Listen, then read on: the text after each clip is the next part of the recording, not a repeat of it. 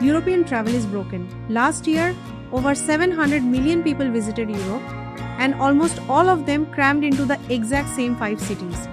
But while the masses are paying $30 for a mediocre coffee in a crowded piazza, a quiet revolution is happening just a few hours away. Hidden in plain sight are cities older than Rome, coastlines more dramatic than the Amalfi Coast, and cultures so untouched they feel like stepping into a time machine. We analyzed thousands of traveler reports, scoured deep forum threads, and tracked the changing currents of global tourism to find the alternatives. These are the 15 most underrated European destinations. And by the end of this film, you'll be cancelling your trip to Paris. For decades, the travel industry has sold us a highly curated illusion, the perfect Parisian romance, the idyllic Italian summer. But forums like Reddit and TripAdvisor are now flooded with a different reality. Tour lines, aggressive scams, and the Disneyfication of ancient capitals. It does. But you have to know where to look. Take Ljubljana, Slovenia, and Trieste, Italy. Two cities separated by just a short drive, yet light years away from the chaos of Venice. Ljubljana was crowned the green capital of Europe, a car-free utopia where locals actually outnumber tourists. And Trieste? It's the coffee capital of Italy, possessing all the grandeur of Vienna and the maritime soul of the Adriatic, but almost entirely skipped by standard tour buses. The secret is simple: follow the locals, not the algorithms. Let's do a reality check. Paris syndrome is a documented psychological condition where tourists experience extreme distress because a city doesn't match their idealized expectations. The cure for Paris syndrome? Moving east. Travelers often expect Eastern Europe to be grey and austere. What they actually find in places like Plovdiv, Bulgaria, the oldest continuously inhabited city in Europe, is a vibrant bohemian masterpiece. According to recent travel data, visitors here spend 60% less than they would in Western Europe, yet report significantly higher satisfaction with the food and local hospitality. The same goes for Brno, Czech Republic. Everyone rushes to Prague, ending up shoulder to shoulder on the Charles Bridge. Just 2 hours away, Brno offers the exact same stunning Moravian architecture, but with a massive university population that fuels an underground cocktail scene rivaling London. It's what Prague was 20 years ago. But here is the most surprising traveler confession we uncovered.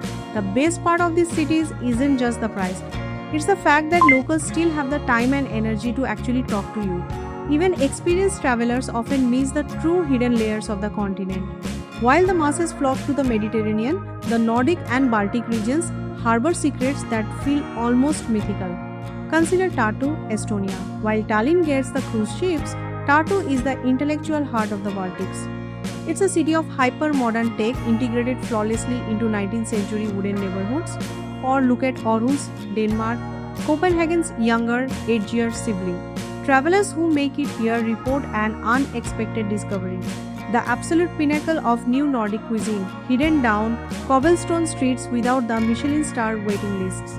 But the deepest hidden gems are found in places the travel industry actively ignored for decades. Deep in the Balkans lies Gjirokastar, Albania. Known as the City of Stone, this UNESCO World Heritage Site is a place where time simply stopped. Travelers consistently report a profound sense of awe here. There are no generic souvenir shops, just master artisans working silver and stone exactly as they did in the 17th century. Mistake number 2. Skipping the Balkans due to outdated safety concerns. The reality? Statistics show that cities like Ohrid, North Macedonia, and Perast, Montenegro boast lower violent crime rates than almost any major US or UK city.